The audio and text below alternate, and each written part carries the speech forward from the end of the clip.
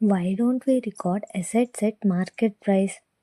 ఆస్తులను మార్కెట్ ప్రైస్తో ఎందుకు రాయకూడదు?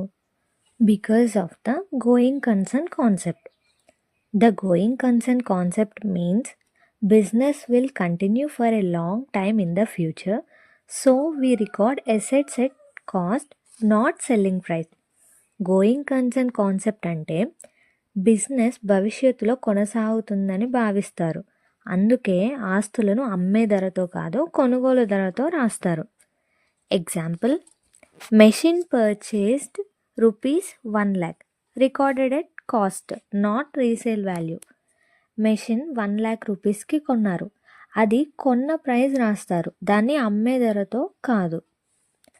Because business will run for years, so we calculate depreciation.